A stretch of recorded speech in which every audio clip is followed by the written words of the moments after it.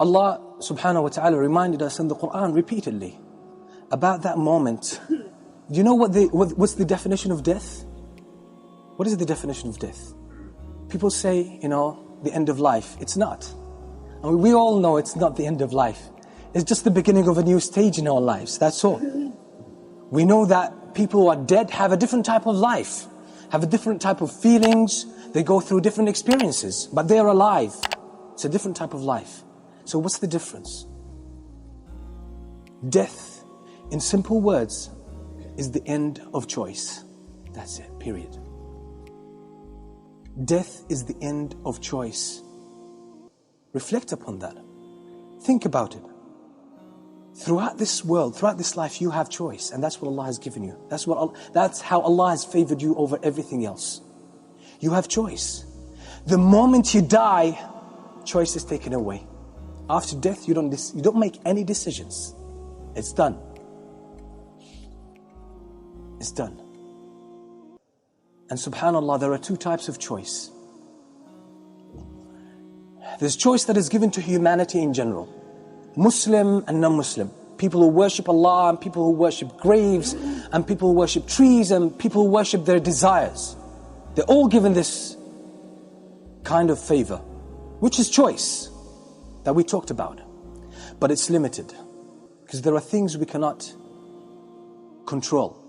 There are things that happen against our will. Natural disasters, death of close people, loved ones, different events beyond our control.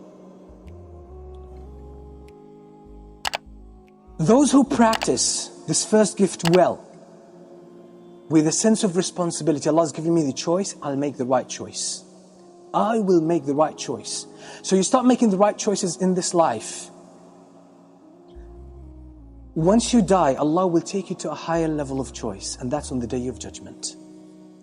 In this world, you have options to choose from.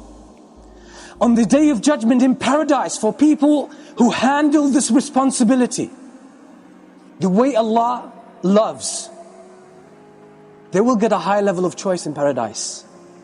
They have options to choose from, and they have options to create and figure out.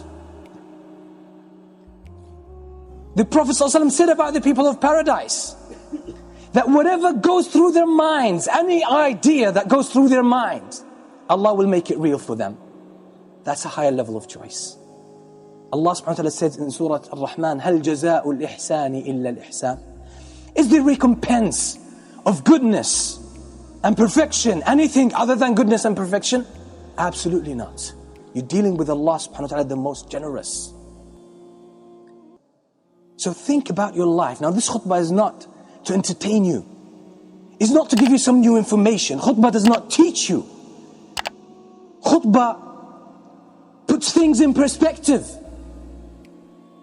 It aims at helping you, think about life the way Allah wants you.